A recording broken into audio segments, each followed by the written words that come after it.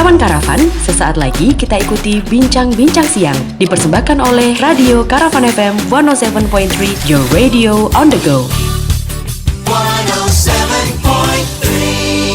107,3 Karavan FM, your radio on the go. Hai, halo, selamat siang kawan Karavan. Biasanya siang-siang gini kamu dengerin Yester Hits ya sampai jam 2 siang. Hari ini kita ada bincang-bincang siang bersama dengan Dinas Perhubungan Kota Surakarta. Dan bincang-bincang siang ini selain kawan Karavan bisa dengerin di 107.3 Karavan FM, kakak bisa juga cek live Instagram kita di akun @karavanfm. Buat yang di rumah, nanti bisa bertanya-tanya via WhatsApp ya di 0819 1073 5858. Buat yang gabung di live IG kita, nanti bisa langsung komen pertanyaan kamu ya. Dan nanti Jojo bakalan bacakan komen kamu tentang Dinas Perhubungan Kota Surakarta.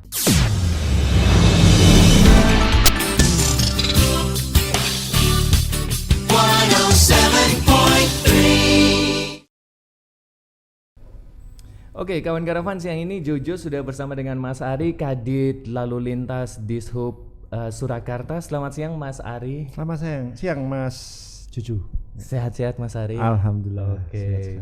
Mas Ari, menurut Ikatan Ahli Perencanaan atau IAP yang di tahun 2018 itu melakukan survei di 26 kota Mas dari 19 provinsi di Indonesia, Kota Surakarta ini atau Kota Solo itu menempati posisi pertama sebagai kota paling nyaman dan layak huni. Dan itu ada 5 aspek yang dijadikan indikator dan variabel penilaian, yaitu air bersih, pendidikan, kesehatan, keagamaan, dan juga transportasi. Bahkan di dalam hal transportasi di tahun 2011 itu menurut Freddy Numberi, Menteri Perhubungan pada saat itu, Kota Solo itu dijadikan sebagai contoh manajemen transportasi yang baik. Nah, Mas Ari, sebenarnya bagaimana sih manajemen transportasi itu dan meliputi sub aspek atau bidang apa saja nih Mas Ari? Terima kasih Mas Jojo. Yang pertama memang manajemen transportasi itu di kita menganut sistem mengarah ke sustainable transport. Apa itu sustainable transport? Itu adalah transportasi yang berkelanjutan. Apa itu sustainable transportasi berkelanjutan adalah di mana pada garis besarnya transportasi harus utamakan yang namanya memanusiakan manusianya sendiri, bukan mendewakan kendaraannya. Itu yang menjadi konsepnya. Mungkin agak bingung ya, tapi yang pasti adalah pergerakan manusianya yang kita kita atur sebagaimana biar tambah nyaman. Seperti dulu Pak Jokowi saat itu pernah di sebagai wali kota Solo mencanangkan pergerakan atau move people not car. Jadi yang digerakkan tuh orangnya, bukan kendaraannya. Orangnya boleh bergerak, tapi kendaraannya harus mulai dikurangi. Sustainable transport harus utamakan kendaraan, pergerakan orangnya, sehingga orangnya itu harus ditangkap dengan angkutan umum massal. Arahnya ke arah angkutan umum massal. Ayo naik. Ya, bayangkan aja kalau nanti 60 orang misalkan naik satu dua bis saja sudah tercukupi, tapi bagaimana kalau itu 60 orang naik mobil atau motor, sudah sangat memenuhi jalan. Salah satu contohnya seperti itu. Betul. Jadi harus utamakan angkutan umum massal, unmotorized transport, kendaraan tidak bermotor seperti pesepeda, pejalan kaki di jalan raya harus kita nyamankan mereka, karena kita untuk manusia. Kita sendiri untuk memanusiakan manusia lah. Bagaimana dengan kendaraannya? Lah sebenarnya konsep sustainable transport itu juga sedikit untuk tidak nyamankan kendaraan sendiri. Misalkan konsepnya adalah tarif parkir salah satunya. Parkir di Solo kan mahal. Betul. Ada zonanya, zona A, B, C, bener. Sampai E. Nah itu semakin zona mendekati A itu semakin mahal dan berlaku progresif. Progresif itu naik 100% per jamnya. Itu dalam artian apa artinya adalah biar tidak orang naik kendaraan. Termasuk juga sistem satu arah. Sistem satu arah juga biar kendaraan nih. Tapi bagaimana dengan angkutan umum? Kita bisa lihat di Jalan Slamet Riyadi Geladak sampai dengan Gendengan ada sistem kontraflow Batik Solo Trans. Ketika motor, mobil pribadi dia harus berputar jauh, naiklah angkutan umum, aksesibilitas langsung. Dan itu sebenarnya termasuk dalam konsep push and pull strategi. Bagaimana di push bagaimana kendaraan pribadi tidak nyaman, ayo makanya dikasih parkir mahal misalkan, terus juga sistem satu arah, dia harus berputar-putar dan sebagainya. Lah, bagaimana ditarik oleh angkutan umum, nyaman kan angkutan umum, AC dan sebagainya. Backbone kita seperti itu, termasuk nanti tentunya sub bidangnya ada kelalu lintasannya, transportasinya, sistem bisnya, perangkatnya, terus juga satu lagi mungkin information systemnya. Information systemnya informasi-informasi yang tentang kelalu lintasannya. Misalkan pantauan arus lalu lintas CCTV kita sudah publis di Android Infolalin Solo. Infolalin di Sub Surakarta. Infolalin di Sub Surakarta. Iya. Bisa dicek di sana ya Mas ya. Oke. Mas, kalau kenyamanan bertransportasi ini tentang pembangunan jembatan Juruk ya buat kawan karavan ya, pembangunan jembatan Juruk, kemudian juga rel di Joglo. Ini bagaimana ini Mas dampaknya pembangunan infrastruktur ini Mas? Ini kebetulan luar biasa ya Mas ya. Berbarengan masalahnya Mas. Betul sekali. Pertama diawali dari Joglo dulu. Joglo relnya akan diangkat. Karena di sana kan tempat kemacetan utama di Solo. Simpang 7 Mas, Simpang 7 itu 7 dan tengahnya ada dan tengahnya ada perlintasan kereta api. Jadi Simpang 7 itu 2 jalan nasional, 2 jalan provinsi, 2 jalan kota dan 1 jalan lingkungan kampung. Sehingga kita harus solusikan, dan kemarin Pak Wali alhamdulillah kita mendapatkan bantuan pembangunan tersebut. Relnya diangkat menjadi atas seperti di Gambir kalau Mas Jojo lihat. Jadi relnya di atas. Atau yang di bandara ya itu. Ya betul, bandara sama. Terus juga ada bundarannya di bawah nantinya, dan satu lagi nanti ada underpassnya. Itu ada underpass nanti. Di jalan nasionalnya ada underpass. Itu mega proyek nasional. Terus itu saat ini masuk ke tahap 2. Terus berikutnya pula menyusul nanti adalah viaduk Gilingan di dekatnya. Itu kemungkinan sekitar Februari April tahun depan akan ditutup sementara, tapi menunggu kawasan Joglo sedikit bisa dilintasi. Terus juga tadi sampaikan jembatan Juruk dan jembatan Mojo. Jembatan Juruk dan jembatan Mojo ditutup dalam waktu yang hampir bersamaan, 26 September dan 19 September. Itu hampir bersamaan, dan tentunya kebetulan memang satu jalan kota di Mojo, satu lagi Juruk jalan nasional. Sebenarnya kita sudah minta ke kementerian, saya datang mendampingi pimpinan dan juga DPRD Solo, jangan bareng-bareng. Tapi ternyata ya harus mau tidak mau itu proyek nasional, dan saat itu harus segera dikerjakan ya. Mau tidak mau ya ini yang akan kita hadapi. Ya, akhirnya ya kita lakukan manajemen rekayasa lalu lintas. Harus Juruk masih bisa dilintasi tentunya, tapi kita sarankan untuk melintas jembatan-jembatan terdekat. Itu kan jembatannya jejer, jembatan untuk Bengawan Solo dan jejer. Tentunya kan akan beralih ke jembatan-jembatan terdekat seperti Mbacem di Sukoharjo, atau di Juruk sendiri, atau satu lagi di Ring Road terutama. Kalau tol mungkin agak jauh. Itu luar biasa ini, banyak bersamaan semua. Tapi itu memang menjadi apa ya istilahnya ya, tanggung jawab dari Dinas Perhubungan atau bagaimana? Kalau pembangunannya itu bukan di kami. Pembangunan Mojo itu di DPU. Kalau yang di Juruk itu dari APBN dari Kementerian PUPR langsung. Elevated Rail Joglo itu dari Dirjen Perkeretaapian Kemenhub. Satu lagi underpassnya itu di Kemen PUPR. Jadi itu banyak sekali. Tapi kita yang bagian manajemen rekayasa lalu lintasnya, kita yang membelokkan arah, mengatur ini satu arah, ini dua arah, lewatnya sana, perambuan dan sebagainya dari kami. Tentunya yang di lapangan lah kami. Yang banyak dapat protes ya kami. Dan protesnya bisa dibilang pol-polan ya itu. Tapi kemarin sempat dibikinin juga salah satu jembatan yang melewati jembatan dari itu yang Tapi lumayan membantu sih, sepeda motor itu bisa lewat di sana. Mas, kita sapa dulu yang ada di Instagram ya. Ini sudah banyak yang bergabung. Ada Mas Sulung, terima kasih sudah bergabung ya. Blue Boris juga, Dini terima kasih sudah bergabung. RTO juga terima kasih. Wafi Solo Wedding juga terima kasih sudah bergabung. Dan buat kawan karavan yang sekali lagi yang ada di Instagram yang ingin bertanya langsung dengan Mas Hari atau apapun deh tentang Dinas Perhubungan, nanti bisa silahkan bertanya di komen langsung ya di Instagram kita. Mas Hari, yang kalau sektor yang menjadi tanggung jawab dari Dinas Perhubungan itu sebenarnya apa saja sih Mas? Apakah lampu lalu lintas, jembatan, atau apa aja sih sebenarnya Mas? Kami terbagi dari 3 bidang terutama. Bidang pertama lalu lintas. Lalu lintas itu yang mengatur tadi Mas Jojo sampaikan, traffic light, rambu, marka, terus lain-lainnya tentang di prasarana di jalan, termasuk PJU, penerangan jalan umum. Sekarang per 1 Januari 2022 masuk ke kita, dulu di DPU.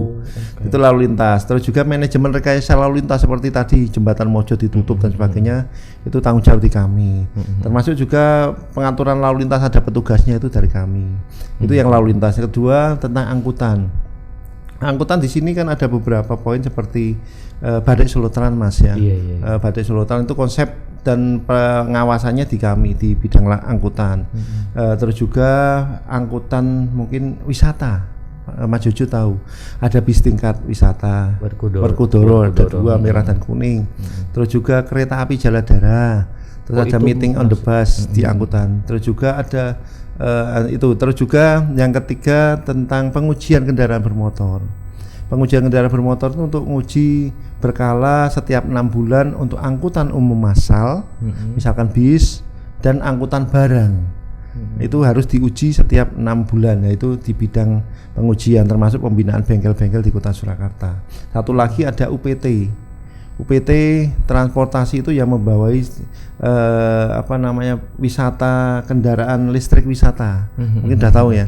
Itu terus satu lagi yang baru adalah angkutan bis wisata aglomerasi edukasi. Wisata edukasi aglomerasi. Jadi bis masyarakat bisa berangkat dari sini kita ke Solo Raya Mas. Ada ke tempat wisata pembuatan soun di Boyolali, terus kemana dan sebagainya. Satu lagi yang saya lupa tentang perparkiran. Parkir masuknya ke masuknya di bidang angkutan dan perparkiran. Jadi banyak Mas. Ini untuk yang berarti ini saling berkaitan ya Mas ya, wisata, kemudian dari kepolisian, kemudian juga PLN ya berarti ini kalau misalkan tentang PJU ini. Jadi kalau misalkan kawan karavan ada lampu yang mati, reportnya ke Dishub ya, bukan ke PLN ya Mas. Bisa lewat medsos kita juga. Tapi ya wilayah Surakarta loh Mas ya. Wilayah Surakarta. Wilayah Surakarta ya, berarti Colomadu nggak bisa ya Mas. Bisa. Karanganyar mereka masuknya ya, padahal dekat dari Solo. Medsos kita Dishub Surakarta. Medsosnya di Dishub Surakarta ya kawan karavannya. Mas, di Instagram saya sapa dulu ya sebentar. Ini ada Williams, terima kasih sudah bergabung. Dennis juga, Lulu juga terima kasih sudah bergabung. Prakosa Rahma juga terima kasih sudah bergabung. Mas, ini saya mau tanya, ada pertanyaan dari Instagram. Kita bacakan sekalian ya dari Solo Wedding. Push and pull strategi, cakep Mas. Baru tahu ternyata ada hidden agendanya. Tapi sejauh ini pemanfaatan angkutan umumnya bagaimana? Push and pull strategi memang itu bertahap ya Mas. Nggak mungkin kita langsung terapkan. Masyarakat harus kita pahamkan. Bagaimana ketika kita dorong biar tidak nyaman naik mobil, tapi kita tidak menangkapnya, tidak menyediakan angkutan umum juga mesake. Intinya seperti itu. Kalau pemanfaatnya saya cukup Kota Surakarta mendapatkan bantuan Mas, alhamdulillah ini dari APBN juga, termasuk bisnya itu sama biaya by the service istilahnya itu dari ada 11 kota. Kota Surakarta salah satunya. Ini Kota Surakarta itu untuk pemanfaatannya mungkin dari Januari sampai dengan September ini pemanfaatan bus sudah sampai 3 juta 3,4 juta. Yang naik Bis Januari sampai dengan 15 September. Terus juga yang feeder angkot itu juga naik itu 1,4 juta. Itu sangat luar biasa bila dibandingkan dengan kota-kota yang lain, kita yang paling unggul. Oh iya Mas ya. Paling unggul. Dan juga kalau kalau dihitung per harinya, ini angkot 7.900 orang setiap hari terangkut dan bis 23 ribuan terangkut oleh bis. Dan ini semua masih gratis, Mas. Gratis. Nah ini kenapa masyarakat harapan kita ayo beralih ke angkutan umum sehingga mengurangi macet, nyaman, AC dan gratis. Hanya tapping tapi 0 rupiah dengan e-money. Saya pernah dulu ada teman dari Vietnam datang, terus yuk kita ke Keraton. Itu kebetulan dari Solo Grand Mall. Ke Keraton naik apa ya? Naik BST aja. Kenapa? Gratis nih. Serius nih. Terus akhirnya kita jalan-jalan ke Keraton naik BST dan nyaman sekali. Mas Adi terakhir naik BST kapan? Atau setiap hari naik BST? Enggak setiap hari, tapi beberapa kali. Kemarin minggu lalu. Oke. Nah, kawan-kawan masih banyak pertanyaan, tapi nanti ya kita akan lanjutkan bincang-bincang siang bersama dengan Dishub Surakarta. Nanti akan kita lanjutkan. Jangan lupa ya bagi yang ingin menanyakan apapun yang mungkin sekarang lagi di jalan, mobiling di jalan, atau lagi di rumah sambil apapun pengen bertanya-tanya dengan Mas Ari, bisa silahkan via WhatsApp kita di 0819 1073 5858. Atau kalau lagi rebahan di rumah sambil cek Instagram di Karavan FM, bisa tulis di komen Instagram kita di Karavan FM. Jangan kemana-mana, kita akan kembali lagi.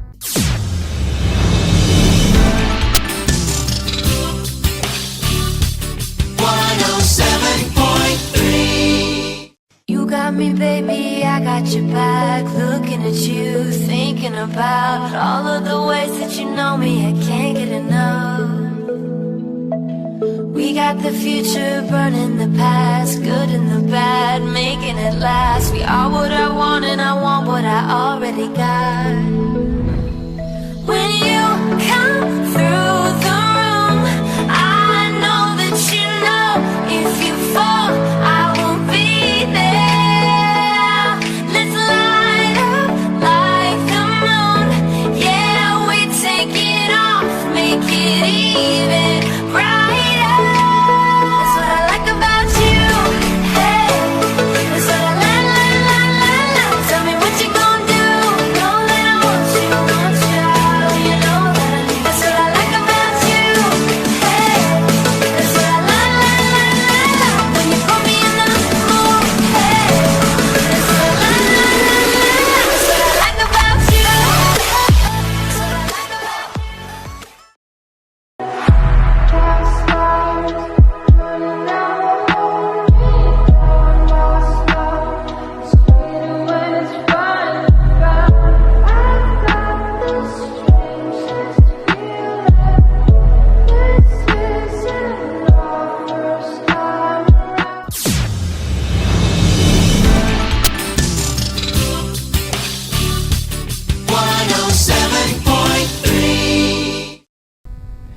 Satu 107,3 Karavan FM, your radio on the go. Kawan Karavan, kembali ya kita di bincang-bincang siang bersama Dinas Perhubungan Kota Surakarta. Dan buat kawan Karavan yang ada di rumah dan lagi dengerin kita di 107.3 Karavan FM, jangan lupa bisa gabung bersama kita di WhatsApp kita di 0819 1073 5858. Sekali lagi di 0819 1073 5858, atau lebih gampangnya bisa langsung join kita di Instagram kita @karavanfm, bertanya langsung di kolom komentar. Dan Jojo masih bersama dengan Mas Ari, Kabid Lalu Lintas Dishub Surakarta. Mas Ari, ini kebetulan di Instagram ada yang nanya, kita bacakan dulu aja ya Mas ya. Ini dari Dini. Mas Ari, bis wisata aglomerasi itu sekedar lewat pick and drop atau mampir beberapa saat dan tarifnya berapa? Bis wisata aglomerasi ini yang baru Mbak Mas dari kami. Belum pernah lihat sepertinya Mas ya? Hampir mirip ini, merah, 3/4. Bis medium, terus juga seat capacity-nya 16. Oh kecil ya Mas ya? 16, AC dan reclining seat bisa di belakangkan gitu. Dan nanti sebenarnya itu tiketnya 75.000 per orang. 75 75.000 per orang dan tempat wisatanya ada beberapa lokasi pilihan. Opsinya ada yang mengarah ke Sukoharjo, seperti tempat sentra pembuatan gamelan, gitar. Dulu awalnya mau ke industri ciu, tapi tidak boleh. Ini CYU ya. tapi tidak boleh karena memang itu. Tapi kan sebenarnya itu juga sebagai produksi menarik. Alkohol kan sebenarnya juga tempat untuk bisnis tertentu juga. Terus juga yang kedua ke arah Boyolali, ke suatu taman di sana, terus juga ke industri soun dan sebagainya. Termasuk juga yang ke Klaten. Klaten tuh ada yang ke salah satunya terakhir di warung di Umbul Pelem Mas, bisa mampir ke sana. Umbul wisata Pelem. Umbul renang Pelem ya. Bagus itu. Oh sampingnya Manten. Ya betul. Baratnya Manten. Iya, Salah satunya seperti itu. Jadi di tempat-tempat wisata lain terakhir di ending di sana juga bisa. Oh gitu. Ini kalau mau sewa atau bagaimana ini Mas? Sewa bisa? Sewa harus satu bis gitu bisa? Enggak, ini kita sebenarnya bisnya kita siapkan, rutenya silakan milih sebenarnya. Oh gitu. Di satu ke Sukoharjo, satu ke Klaten, satu ke Boyolali, 3 pilihan, dan itu tarif 75.000 dan itu nanti kita sepakati bersama dan bukan sewa ya, berapa orang berangkat gitu. Berangkatnya dari kantor Disub ini dan mayoritas biasanya adalah Sabtu dan Minggu. Ayo kita coba Mas Cucu. Boleh. Saya baru tahu ini soalnya Mas. Mungkin kawan karavan juga baru tahu ini. Iya, baru publikasi paling 1-2 bulan ini. Oke. Tapi ini kalau misalkan satu perusahaan berarti tetap hitungannya per orang itu person, tadi ya, Mas per person, person ya 75.000 itu ya. Oke. Gitu ya Mbak Dini. Terus dari Ardi, bus BST dan feeder gratis ini sampai kapan kira-kira Mas Hari? Ya, kalau harapan kita seterusnya Mas. Masyarakat mendapatkan manfaat yang sangat besar. Cuman informasi yang kami dapat terakhir ini kan ada pengurangan subsidi. Informasinya anggaran ini ada pemotongan dari pusat, pusat APBN dan direncanakan dari 11 kota tadi yang mendapatkan akan ada pemotongan dalam artian ada yang dievaluasi kalau dia kurang bagus mungkin bisa dicabut dan sebagainya. Harapan kami tetap mendapatkan gratis, cuman informasi mungkin 2023 atau mungkin akhir tahun ini akan diberlakukan tarif. Kemarin sudah kita usulkan minimal mungkin pelajar mahasiswa lansia itu gratis, tetap bisa gratis. Sehingga ya masyarakat umum lah yang bisa membayar hanya masyarakat umum biasa. Terus juga informasi yang kami dapatkan juga Solo masih dipertahankan karena kinerjanya bagus, tingkat keterisiannya bagus, penumpangnya tadi sampai 3 juta orang dalam Januari sampai September atau 23.000 per hari untuk bis dan feedernya 7.900 per hari, banyak sekali itu Mas. Jadi memang kemungkinan Solo masih dipertahankan dengan kondisi yang ini, cuman ada beberapa konsep bisnya nanti ada berubah. Bisnya yang biru itu kan milik Pemkot, itu kita pinjamkan sana. Yang biru ini ya Mas ya. Ya persis yang ini biru ini kita pinjamkan ke pihak ketiga, nanti akan kita tarik. Mereka akan penyediaan sendiri dan kemungkinan informasi malah bisnya Trans Jogja apa yang mau masuk ke sini kan juga punyanya kementerian. Kalau ini kan bis kita. Nanti bisnya Disub. Bisnya pemerintah Kota Surakarta. Pemerintah Kota Surakarta. Yang kita pinjam pakaikan ke mereka. Oh gitu. Okay. Ya bis-bis inilah yang berubah menjadi angkutan wisata aglomerasi tadi. Angkutan wisata edukasi aglomerasi. Hanya seatnya itu kan seatnya memutar ada pada depan itu berubah menjadi menghadap ke depan semua. Ke depan semua. Ya. Oke. Ini Karanganyar nggak ada ya Mas aglomerasi bis itu tadi tujuan yang ke Karanganyar Tanjakan belum. Mas. Ini nanti setelah ini bisnya diserahkan ke kita Januari, nanti kan kita akan punya banyak bis. Dan nanti aglomerasi lainnya kita siapkan. Tinggal Mas Jojo atau yang lainnya mau lewat mana sudah kita siapkan. Wisata aglomerasi paling 3 jam, 2 jam. Tapi kan gratis untuk masuk ke tempat wisata, parkir tinggal datang aja. Bawa makanan sendiri boleh. Oh iya. Daripada sewa itu mending berangkat ini ya Mas ya. Oke. Gitu ya Ardi pertanyaannya. Nah kan baru saja Jojo info tadi ini dari Wifi bertanya nggak ada trayek ke Tangmangu. Mungkin berikutnya di tahun 2023 harapan kami. Oke. Ini yang paling jauh sih kalau BSC saya tahunya cuma ke Bekonang ya Mas ya. Ya, ke Bekonang. Iya kan itu saya pernah nyoba dulu pengen ke Bekonang naik. Ya, koridor 6. Tapi tapi pas dulu awal itu penuh sekali Mas. Iya, penuh, betul. Penuh sekali itu. Iya. Oke. Cuman sekarang karena Mojo ditutup ya. Iya. Jadi itu harus berputar Mas. Iya, trayek koridor 6 berputar Mas. Jadi kalau dari sana aja ya, dari Bekonang, dia pasar Bekonang ke selatan, nanti lewat Jalan Ciungombaan itu, iya. terus masuk ke Teluan ke arah Bacem, baru ke arah Solo lewat Daung. Jadi memang berputar sekitar 8 kilo, 9 kilo putarannya. Tapi itu ya mau tidak mau untuk pelayanan masyarakat. Itu jamnya juga jam keberangkatan dan kedatangan akhirnya juga mundur ya. Iya betul sekali. Dulu kita punya headway itu jarak antar kendaraan, jarak antar bis itu sekitar 5 sampai 7 menit ya. Sekarang mungkin bisa 10 sampai 12 atau 15 menit. Tapi itu masih cukup bagus itu Mas untuk kategori kota. Ya mau tidak mau ya masyarakat mohon maklum lah. Seperti itu karena kondisinya seperti ini. Mas, cuman ya kalau dari pengalaman Jojo, kalau Jojo ke Jogja naik Trans Jogja dengan BST ini, kalau Trans Jogja wah edan-edanan Mas. Waduh, sopirnya kita bisa belok kiri kanan jelas gitu Mas. Tapi kalau di BST ini santai gitu. Jadi memang itu apa? Ada iniannya nggak sih Mas? Ada Mas. Jadi kan gini, memang mungkin ada 1-2 aduan masyarakat ada Mas. Namanya juga orang banyak, sopir banyak. Yang pertama di bis itu pojokan kanan atas dan di depan itu sudah ada kamera. Kamera yang mendeteksi wajah kalau dia ngantuk, kalau dia CCTV. CCTV detektor face detection itu melihat wajah dan sebagainya. Kalau dia ngantuk, kalau dia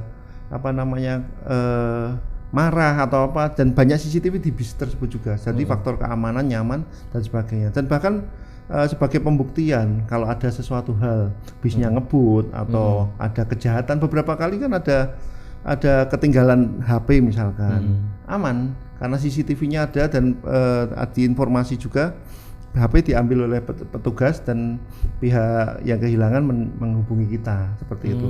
Dan bahkan sopir itu juga mendapatkan kondite atau pemotongan gaji kalau dia melanggar suatu aturan. Gajinya lumayan, mungkin sekitar 4 juta. Tapi kan kalau dia ada ngebut dan sebagainya, kan ada GPS tracking map Mas. Jadi ada petanya kalau bis itu kecepatannya berapa, kan juga di central control room kami juga mantau. Kalau dia ngebut dan sebagainya akan ada kondite, potong gaji. Jadi memang sekarang zamannya seperti itu kinerjanya. Iya. Oke, apakah itu juga yang akhirnya Jojo mikirnya ini di halte nggak ada orang, yang nggak ada penumpang yang berhenti juga, nggak ada penumpang yang naik, tapi bisnya berhenti. Iya, SOP-nya seperti itu. Oh gitu. Ya mungkin semacam checkpoint lah seperti itu. Itu ada reportnya gitu ya? Iya, dari SOP-nya seperti itu, standar operasional prosedurnya seperti itu. Oh gitu. Oke, Mas, kalau yang membedakan halte yang bagus, ya bagus di sini adalah lengkap, ada jam keberangkatan, kedatangan dan segala macam, dengan halte yang cuman besi, itu apa sih Mas yang membedakan? Ya, yang pertama, alhamdulillah tahun 2021 lalu kita dapat bantuan Mas. Itu juga APBN. Ada 27 halte di sepanjang jalan Slamet Riyadi kan itu, Slamet Riyadi sama Jenderal Sudirman depan Balai Kota. Itu sangat luar biasa kalau kita sebutnya sistemnya PTIS, Public Transport Information System. Itu memang kalau harapan kita seperti itu, tapi kan terkendala anggaran. Kebetulan pusat dapat bantuan. Terus juga halte-halte sudah mulai kita kurangi, kita bantu rubah Mas. Tahun ini pun kita dapat anggaran beberapa ratus juta untuk mengganti halte. Halte dulu yang ini tadi disampaikan hanya tangga. Iya, betul. Sudah kita rubah menjadi ada agak humanis lah. Seperti contohnya di depan SMP 1 nanti bisa dilihat.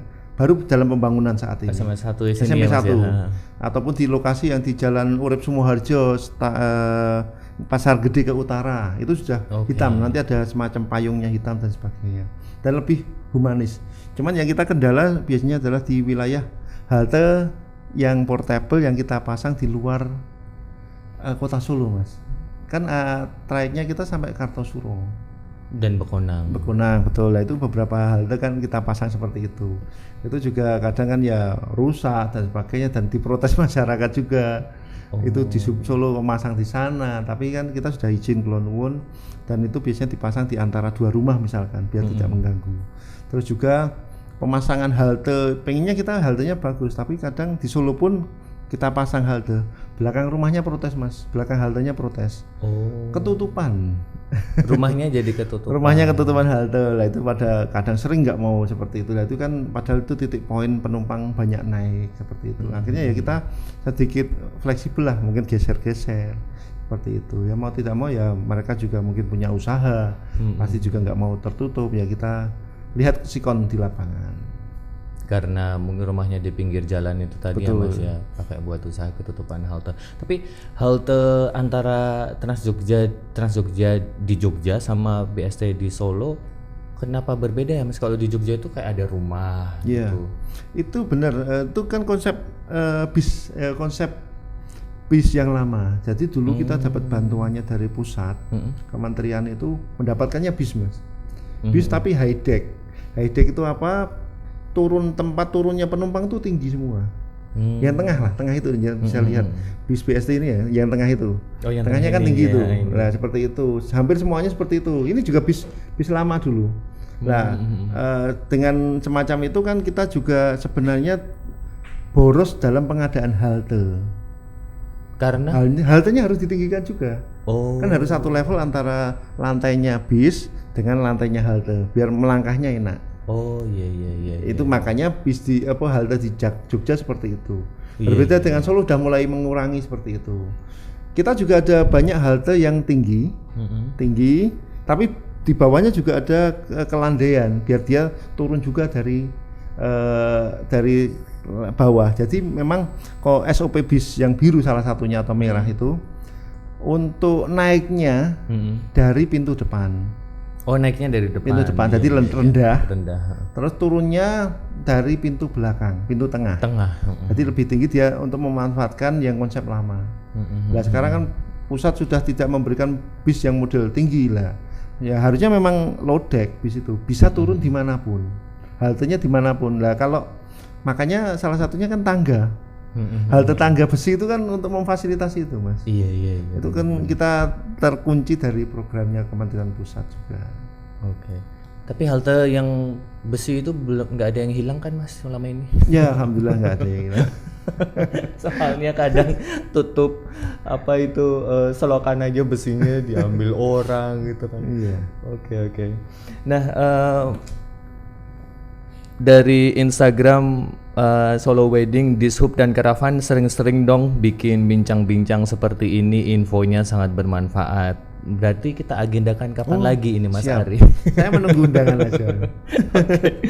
Wevi juga bilang iya benar, menarik banget, jadi tahu banyak informasi. Oke, terima kasih ya Wevi ya. Oke, kawan Karavan, kita nanti akan lanjutkan ya bincang-bincang siang bersama dengan Dishub Surakarta. Jangan lupa nanti gabung lagi ya di Instagram kita. Tulis saja langsung di komen Instagram kita kalau ingin menanyakan sesuatu. Jangan kemana-mana, kita akan segera kembali.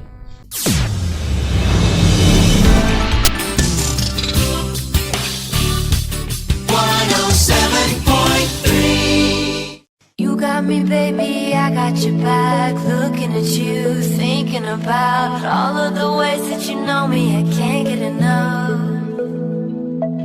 We got the future burning the past, good and the bad, making it last. We are what I want and I want what I already got.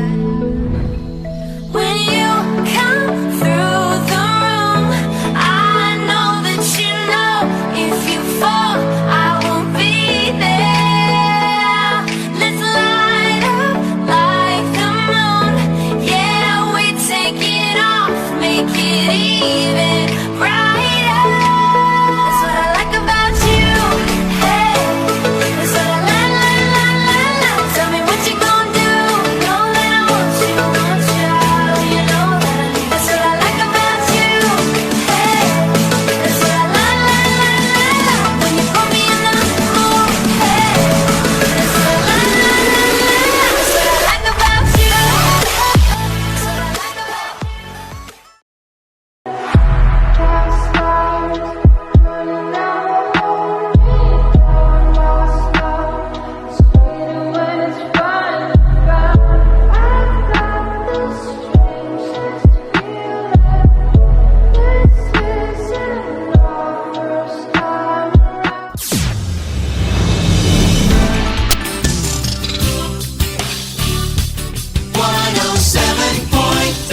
107.3 Karavan FM, your radio on the go. Kawan Karavan, kembali ya kita di bincang-bincang siang bersama dengan Dinas Perhubungan Kota Surakarta. Dan buat kawan Karavan yang ada di rumah dan lagi dengerin kita di 107.3 Karavan FM, kalau pingin melihat langsung Jojo dan juga Mas Hari dari Dinas Perhubungan, langsung aja bisa cek di Instagram @karavanfm. Bisa bertanya juga langsung di kolom komentar ya. Dan Jojo masih bersama dengan Mas Hari, Kabid Lalu Lintas Dishub Surakarta. Mas, tadi di obrolan pada saat commercial break tentang CFD, Mas Ari. Ini CFD ini kok masuknya ke Dishub ya, Mas ya? Iya. CFD itu masuk Dishub karena ada penutupan jalannya. Penggunaan jalannya ditutup untuk kegiatan olahraga. Olahraga, dan itu pertama kali di tanggal 30 Mei 2010. Dan sebenarnya itu gabungan, Mas. Cuman kita yang bagai leading sektor karena maksud utamanya adalah menghilangkan emisi gas buang dari kendaraan bermotor.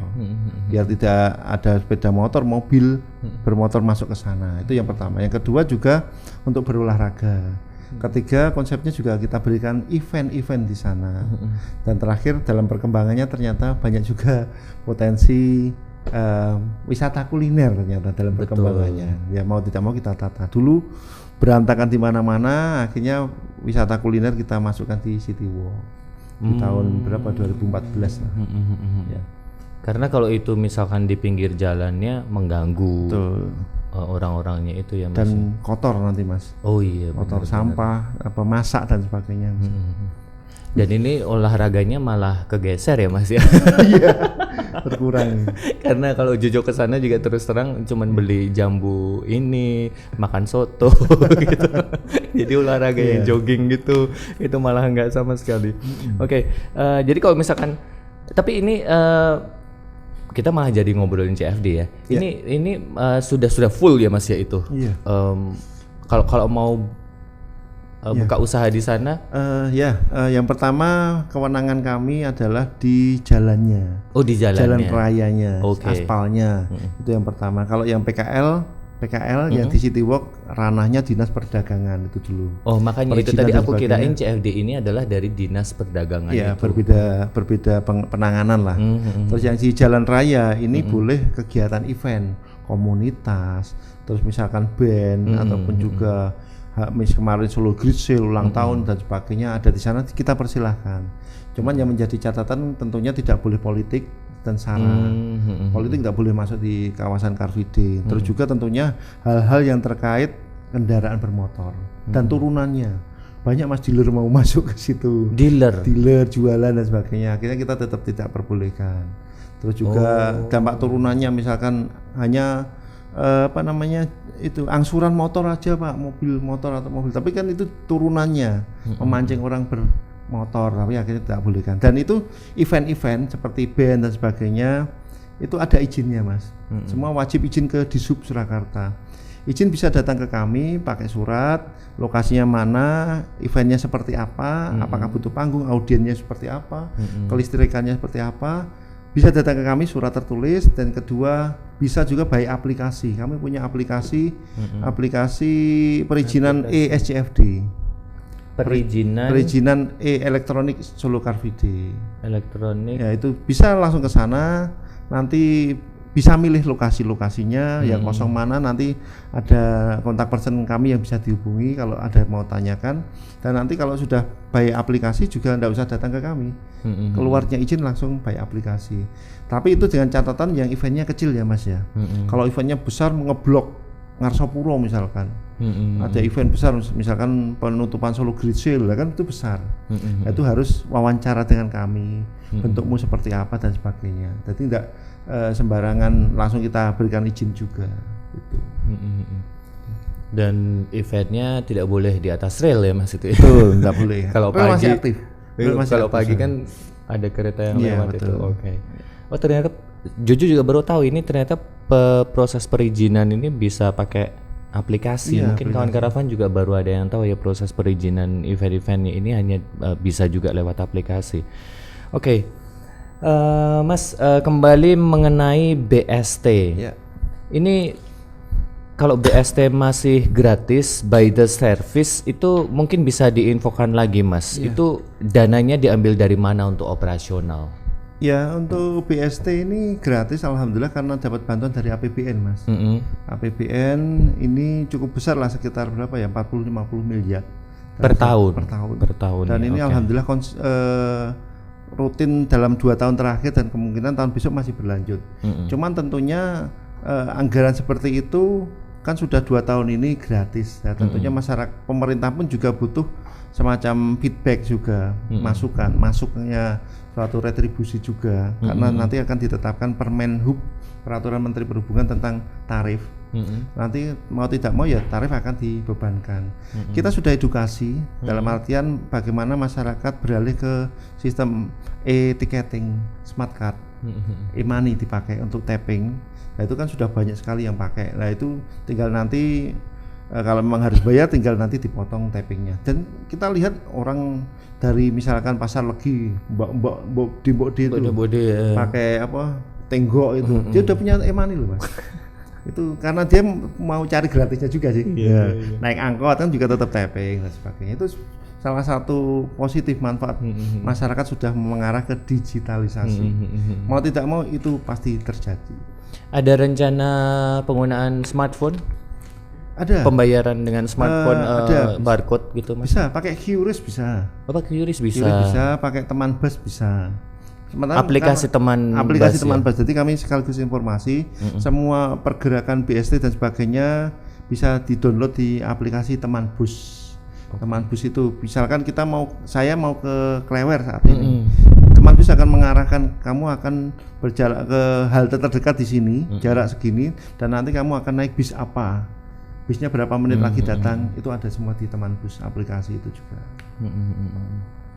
Kalau Mas Haris sendiri punya angan-angan nggak sih Mas, jujur saya itu pengen BST itu sampai ke kota ini, ini, ke daerah sini gitu, kemana Mas? Ya tentunya kita seperti itu pengennya Mas. Saat ini kita sudah melayani 12 koridor. 12 itu 6 bis 3/4 bis seperti ini, 6 feeder itu angkot. 6 angkot, 6 bis. Dan itu masih mengcover Solo Raya perbatasan gitu. Malur, Kartosuro, Solo Baru. Lah, harapan kami ini juga ditangkap oleh daerah lain. Daerah lain itu sekitarnya untuk menyambung, dan alhamdulillah provinsi juga punya program yang hampir mirip. Dia antar provinsi, antar kota di dalam satu provinsi. Namanya Transjateng. Transjateng. Saat ini yang sudah bergerak di Transjateng, Solo Terminal Tirtonadi, dari Solo Terminal Tirtonadi menuju ke Sangiran Mas. Sangiran kan tempat wisata KSPN, jadi untuk prioritas nasional, sehingga harus dilayani bis. Nah itu Transjateng sudah sampai sana. Memang masih sudah berbayar di sana, tapi yang murah Mas, 3.000 sudah sampai Sangiran. Terus yang kedua berikutnya besok ada Transjateng menuju ke Wonogiri. Solo Wonogiri, Solo Sukoharjo Wonogiri. Itu kan bagai terusan kan bagus sekali.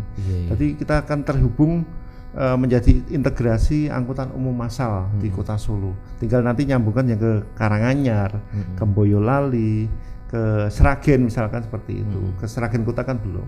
Nah itu nanti bertahap. Dan alhamdulillah provinsi juga komitmen. Kira-kira Mas, kapan akan ke Wonogiri, kira-kira tahun besok sudah. Tahun besok. Ini kan sudah ada kajian, semua kegiatan kan harus ada kajiannya.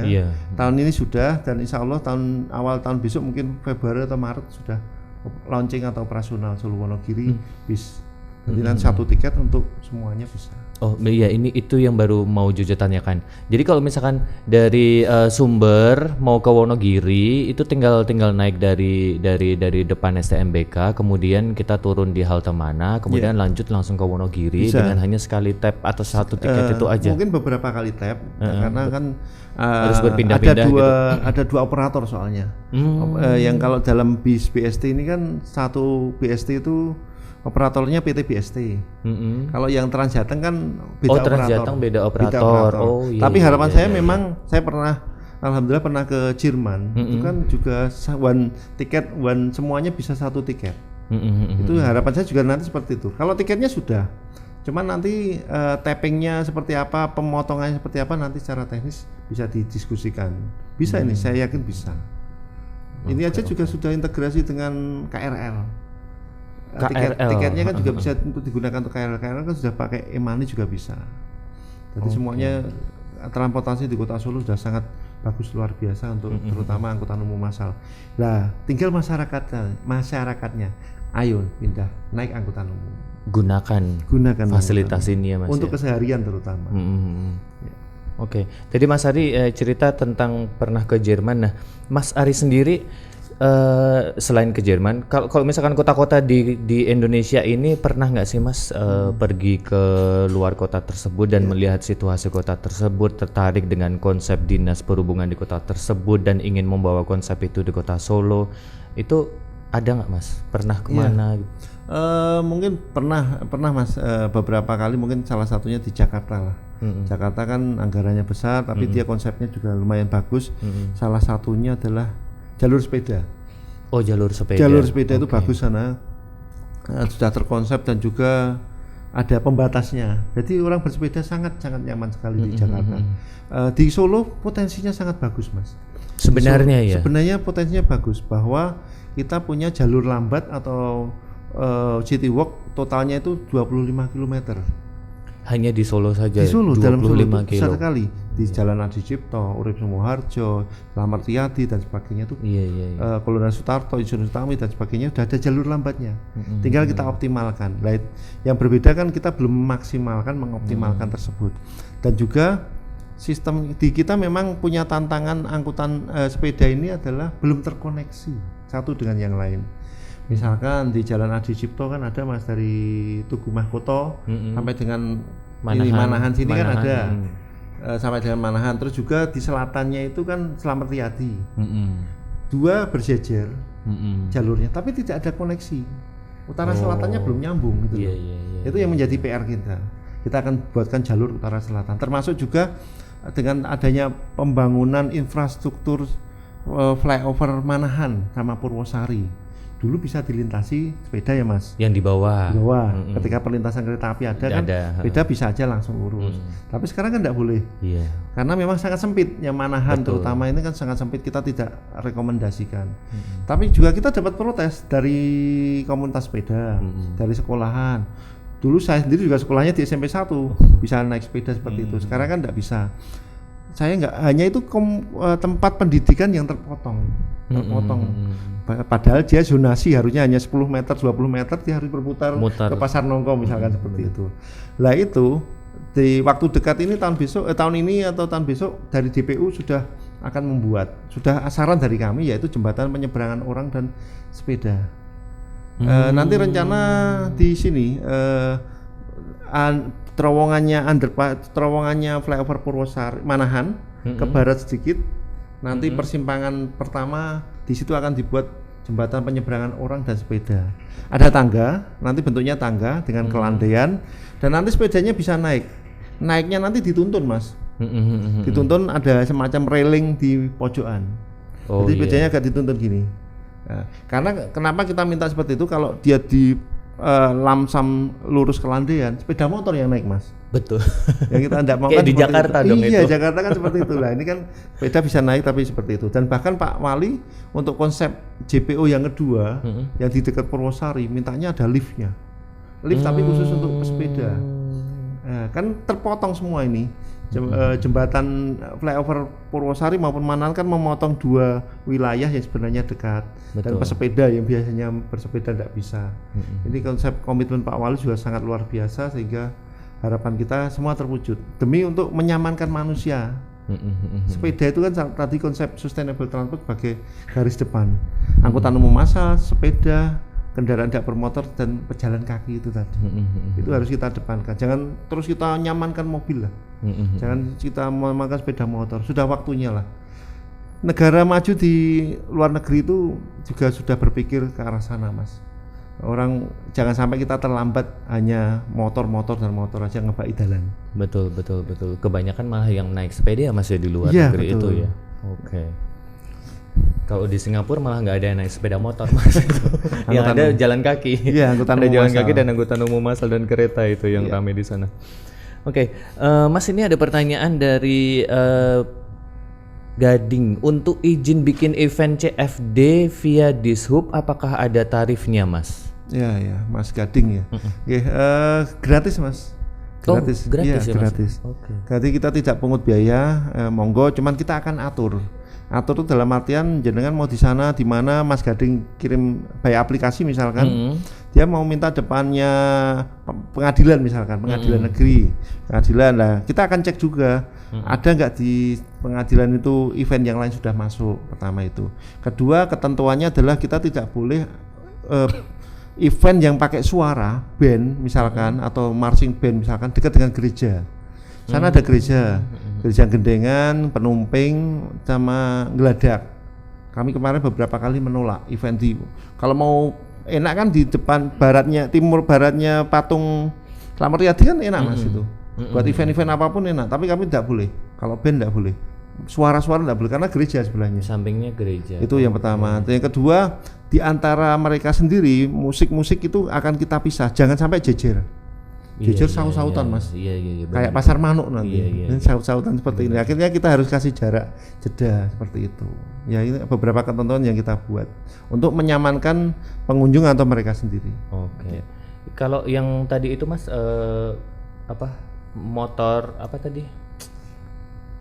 Mau iniin motor terus ini motor nggak boleh. Oh, itu larangan tadi, yang Larang. event itu tadi larangannya selain yang apa tadi iniin motor. Ya, jadi larangan Car Free Day kembali lagi saya sampaikan. Yang pertama jelas politik, yang kedua tentang berkaitan apapun tentang sepeda motor maupun mobil.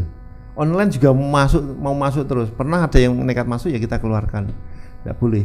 Jualan motor gitu Mas. Jualan motor ada, kredit angsuran motor ada, gitu. Online-nya, ojek online-nya juga ada. Gitu. Pokoknya semua terkait sepeda motor kami tidak perbolehkan karena ini konsepnya adalah Car Free Day. Jadi kendaraan bermotor tidak boleh masuk. Apapun itu. Ya kalau satu diizinkan nanti semuanya merry Mas. Merry ya. Oke. Baik gitu ya kawan karavan ya. Jadi kalau mau bikin event di CFD itu ternyata gratis ya. Mas kembali ke BST ya. Ya. Kalau kinerja pelayanan BST sampai sekarang ini untuk ketepatan waktu dan keamanannya bagaimana Mas Hari? Ya alhamdulillah sangat bagus Mas. Kinerjanya terutama headway ya, ketepatan waktu.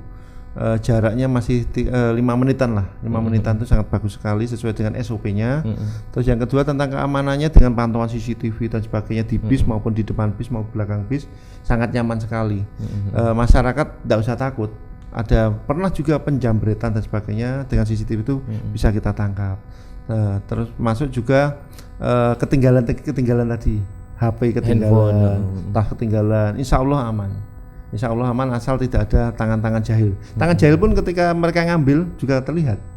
Kita kejar lokasinya di mana karena juga dipantau oleh semacam central control room-nya di pihak operatornya. Nanti mereka mantengi terus kalau ada kejadian dan sebagainya. Gitu. Dan kawan karavan nggak cuma di BST juga yang dilihat, tapi ini di sepanjang jalan ya kawan karavan, di samping tempat kita ngobrol ini itu control room ya Mas Ari. Central control room. Bisa diinfokan itu di mana aja itu Mas?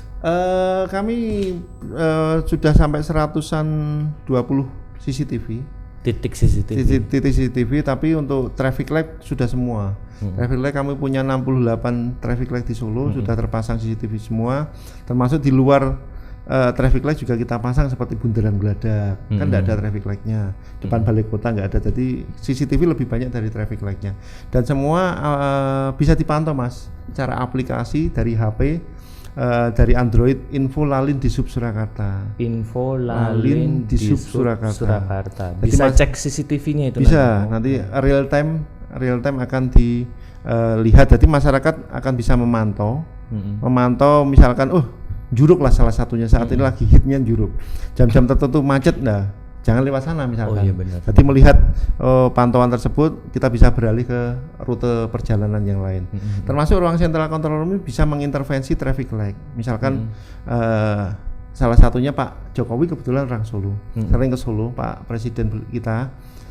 Tanpa masyarakat tahu, jalur-jalur yang dilintasi itu merah semua karena kita tahan dari sini. Jadi bisa kita tahan. Jadi hijaunya beliau pas lewat ya kita hijaukan terus. Kalau gitu. kalau mau lihat di film tuh kayak Italian Job kalau filmnya. Oh iya. Itu bisa seperti itulah. Jadi bisa kita intervensi hijaunya dari mana dan sebagainya sesuai dengan kebutuhan. Tentunya ya harus pakai orang yang bersertifikat ataupun juga orang yang berpengalaman lah. Tidak sembarangan seperti itu. Oke.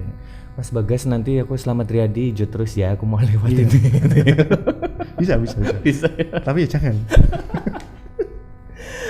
Mas Ari, ini pertanyaannya sebenarnya masih banyak ya yang Iya. pengen saya tanyakan, tapi ternyata ini kita sudah jam 2:05 Mas Ari.